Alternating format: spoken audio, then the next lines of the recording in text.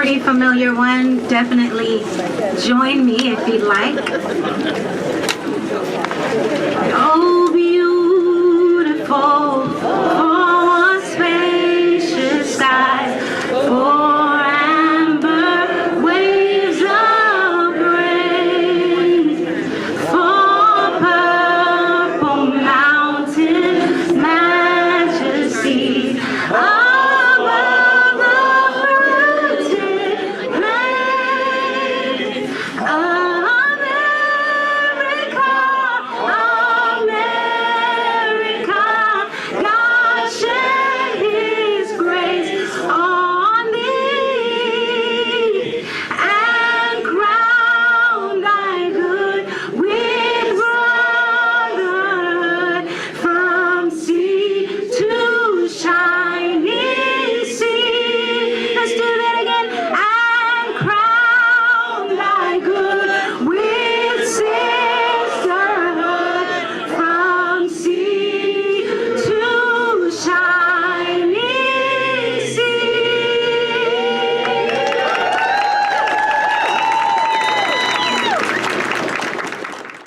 I'm just overwhelmed with the number of people who are willing to come out on a really cold day under constant threat of rain, and they still show up. The group that plans this event, that planned it this year, is very informal.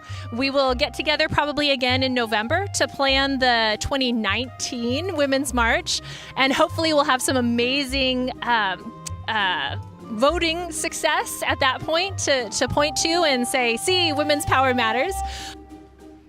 So we doubled our numbers from last year. I mean, we had 25 people helping to plan the event this year, which is 25 times the advertisement that we could do last year. So that certainly contributed to it.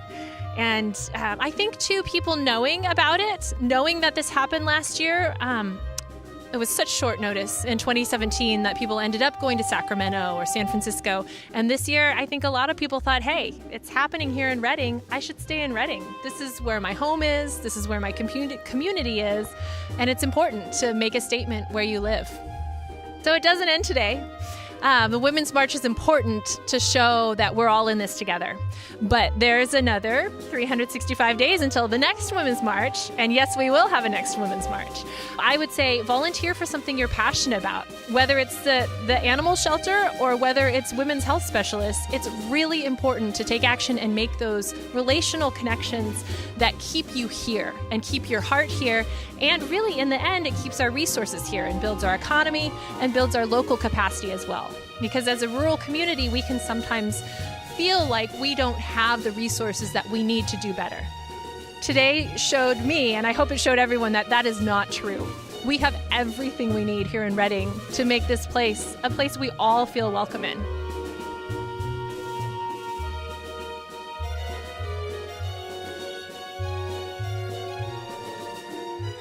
We have a quick announcement that probably touches a lot of our own. There she is. Go ahead, speak right in. It's a scary moment that we're here too. I'm crying, I'm sorry. This is Naomi. She was the original Rosie. She was 96. She passed away last night. But she's been sick, but she would be here if she could. So on this day of sisterhood and women, we gotta remember all the Rosies that fought to help their country in World War II. This march is for all of our sisters and all of the women and the men. And here you guys rocking the community. So I don't know what to say, but rock on and remember the Rosies and remember women.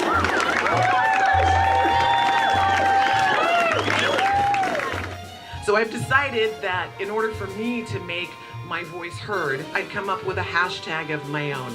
Teach our sons. We have women. We're screaming, we're yelling, we're wearing our pink pussy hats, and, as in cats, and we're saying all of the right things. We're working at doing all of the right things, except we haven't taught our sons the way we teach our daughters. We can do it. How? Teach our sons. I don't think you guys heard me, so I need you to help me. Teach our sons. Again, teach our sons. One more. Teach our sons. I am Rhonda Nikaniki. Me too. Time is up. Teach our sons. Thank you. I said that I was the CEO of the Redding Rancheria. I am fortunate. I'm surrounded by strong women every day. The 3 top executives in our tribe are women. We are a matriarchal tribe. We have many, many strong women. And it is important for our tribe to be here in the community. We care about the community. We care about the issues. We care about women's issues, and we care about human issues. Our tribe isn't going anywhere. So we are here to make this community a better place. If I had any message today, I would say, don't ignore the news. Get involved. If you can't run for office, or you can run for office, but if you just don't feel like that's for you, get involved. Join a board, join a committee, come and march today. Do what you need to do. Just do something. This march is about equity and justice. This march is about voting. This march is about being engaged, being at the table. This march is about voice and truth. This march is about diversity and inclusion. And this march is about principles, not partisanship. I am very sad that so many of my women friends did not feel that they would be welcomed here because they are not of the same party that I am, and that is a big mistake. It is about justice and equality. It is not about party.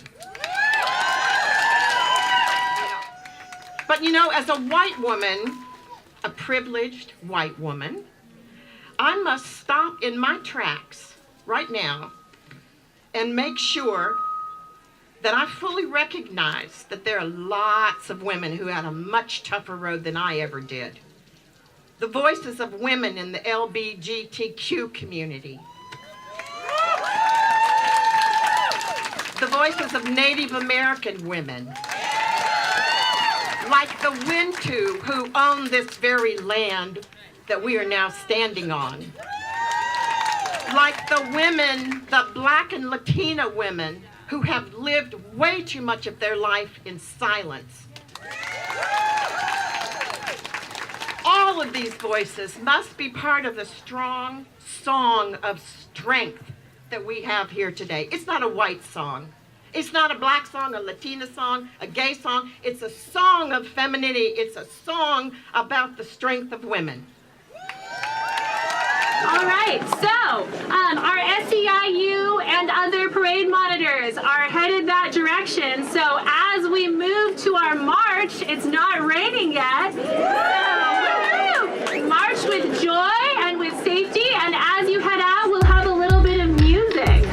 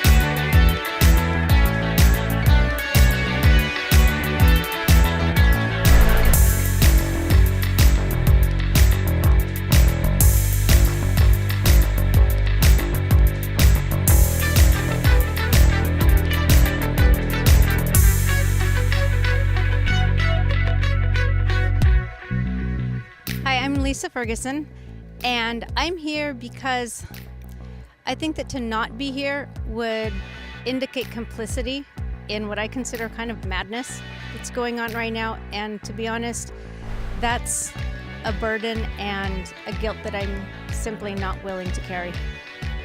My name is Emily KENISON. I'm with Western Service Workers, so we're out here getting people involved in fighting for justice and fighting for change for low-income service workers and domestic workers, many of who are women. It's an all-volunteer association for the working poor, and so it's volunteer-run and community-supported for people that do the service jobs. And so it's a way to join together to fight wage theft, to fight utility shutoffs, to fight policies that keep people poor. And we run 7 days a week, so we have a benefit program that people can participate in. If someone needs legal recourse, we have volunteer attorneys. If they need eyeglasses, we have volunteer eye doctors that do exams and glasses for free. And we have food and clothing, and that helps people survive so that people can then join together and say, what are we going to do to change these problems? And we fight things like Reading electric utility rate hikes and shutoffs and late fees and things like that. We're located at 2350 Beverly Drive. It's just a couple blocks up from the City Hall, and we have an office that's there 7 days a week, 9 a.m. to 9 p.m. So if they need food, we'll provide that. If they need advocacy for the utilities, we'll get on the phone with the utility company and advocate so they don't get their power turned off.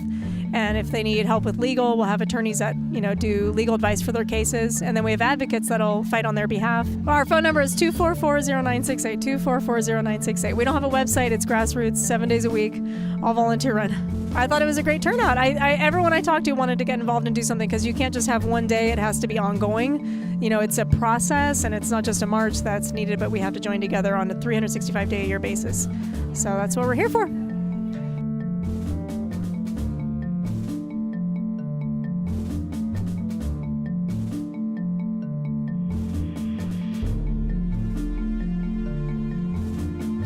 So my goal for the community is that this march will bring everybody together, men, women, children from all backgrounds, and that we will be able to support one another in our endeavors in fighting equality during these times. Last year was amazing just because I saw the support of so many people from all around the country, from all backgrounds, and that just was empowering. It was empowering, it was inspirational, and it gave me hope. Or can you would you be willing to say the same thing in Spanish? Yeah. Este domingo 21 estoy marchando en la marcha de las mujeres porque quiero que mis hijos... Oh. Okay. It's okay, take your time.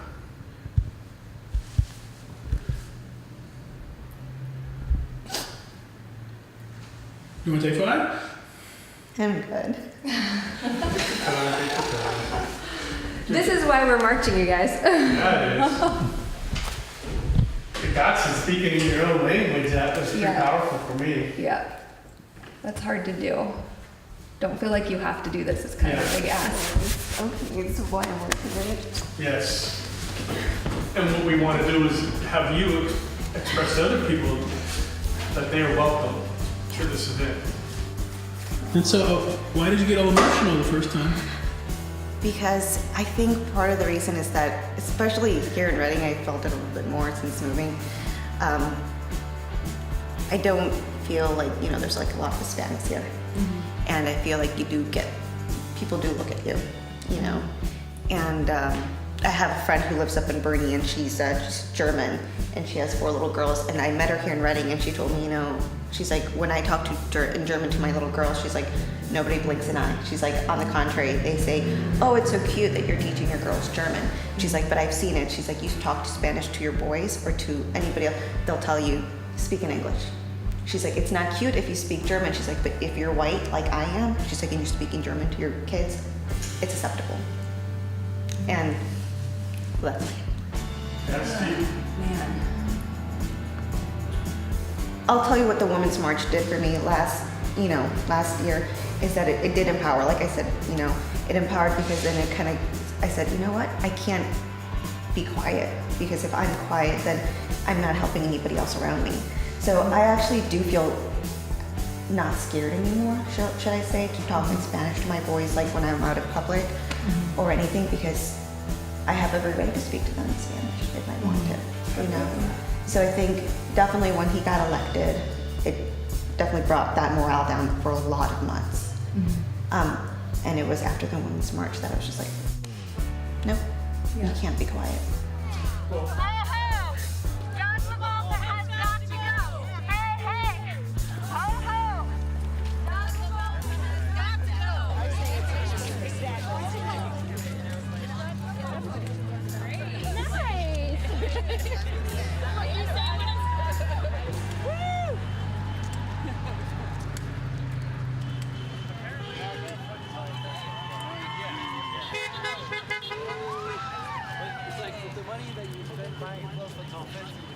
You're reaching them because their lives are being impacted by things that are happening. People's lives are being impacted and are going to be impacted. People, you need to register, you need to get out there, you need to vote, and you need to be informed because you can change the world. You can change the world. We can change the world. If we don't vote, we're just going to watch things waste away. There is this systemic corruption. Well, of course. Bribery. I mean, this is by the millions. Of course. $6 billion to win the presidency in 2012. Right, but that's why but we need people. So as long as the people stay away, we allow that corruption to happen. We can change that by voting. So it's the opposite. You say, well, it's all corruption, then you give it away. You give it to those people who can give $6 billion. Just your vote, you give your vote away by believing that. So I'm just saying, don't believe that. Get out there, vote. There's more than us than the billion. We're more, people voting have more power than the people putting money out if we are informed and get out and vote. Don't be hoodwinked. Well, it hasn't worked yet, so... What do you mean? They're winning. The oligarchs are winning. Because we're not voting. See?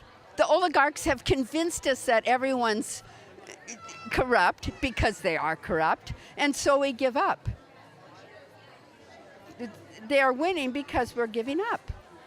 But if we get out there and vote and don't buy into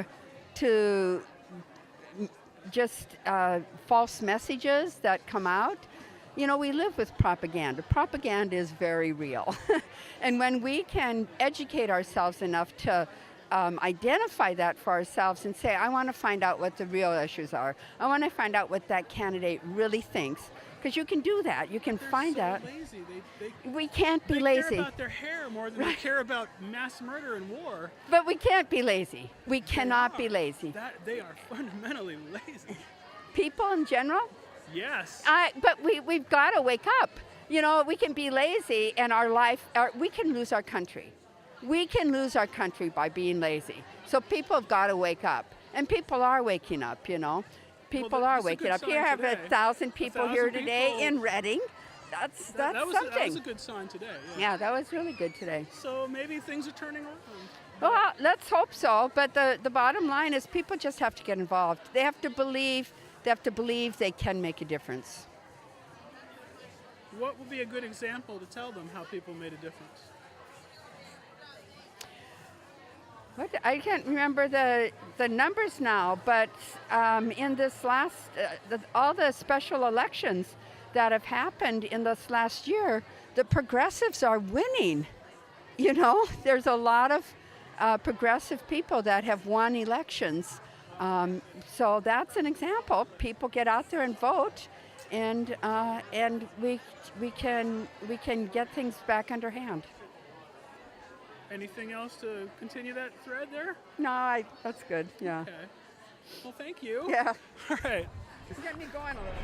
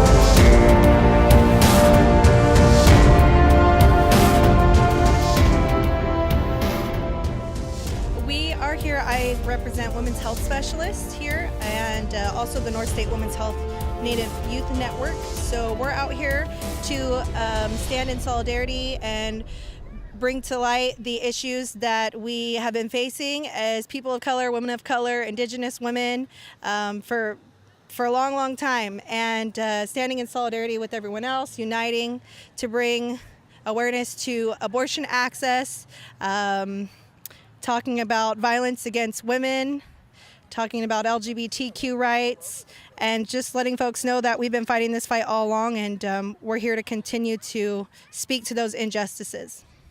I would reach out to the local people in your community, the people who have been fighting this fight all along. These issues aren't new to us. The North State Native Women's Health Network, Native Youth Program, our local Intertribal Council of California, Redding Rancheria, your local Feminist Women's Reproductive Health Care Center. Come volunteer with us. Come stand and escort with us. Protect clients who are being harassed, bullied, intimidated every day just trying to seek their health care when they come into the clinic. So coming in, taking action, donate to us, to these organizations who are doing this work.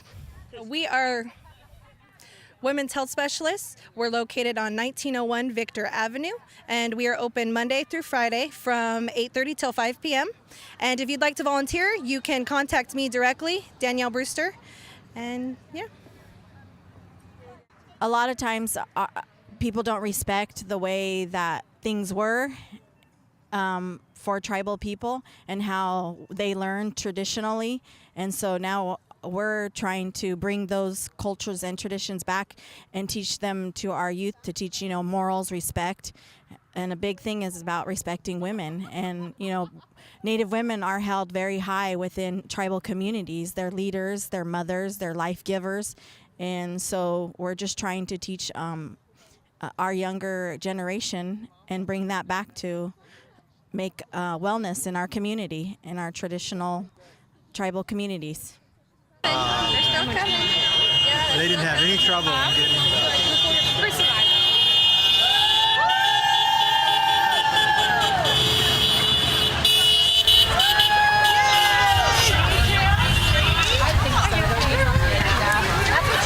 Somebody else is going to open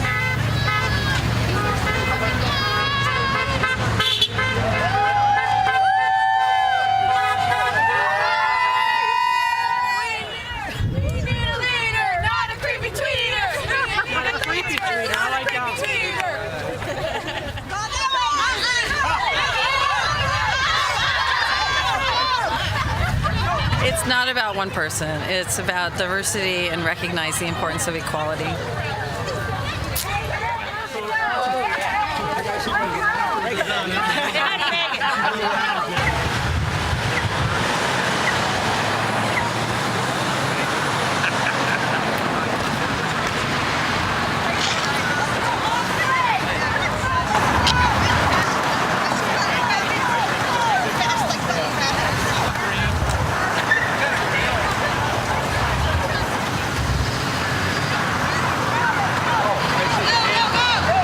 I'm the Executive Director of the Feminist Women's Health Center, a women's health specialist. I think it's a critical time for people to think about who they're going to vote for. I think that not being able to have trust and faith and know that the person in charge is going to really take care of our families, ourselves, our choices, our diverse nation really puts us at a deficit. So of course I'm urging all of my friends, all of my family, everybody I know to register to vote, to make sure to vote, to make sure they vote to somebody who really espouses what we should be looking for in someone.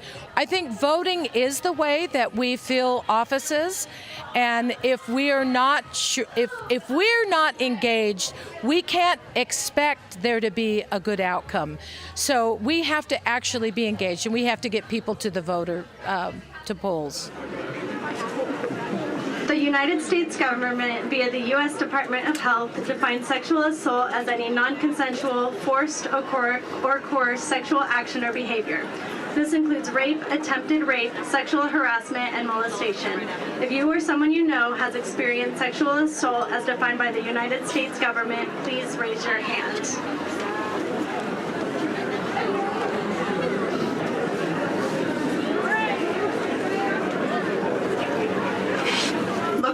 you. Look behind you. You are not alone. It is time for this issue to be addressed as a national and social epidemic. It is time to stop electing officials who are perpetrators of this injury and condone this behavior by ignoring it.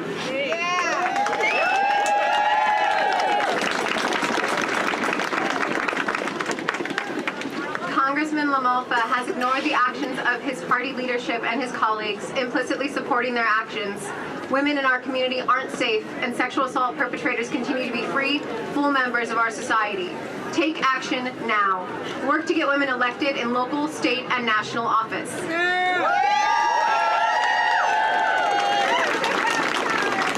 We have several women candidates with us today. Go talk to them. Support their efforts. Most importantly, though, be brave. If you witness or a bystander and see a harassing situation, intervene. Confront the harasser. Help the person get out of the situation. If it's not a safe situation, you can still support the harassed person by corroborating and confirming the account of what happened. You each individually must be part of the solution. It is your responsibility to yourselves, to each other, and to your community. You are strong. The path to a better world is within each of you.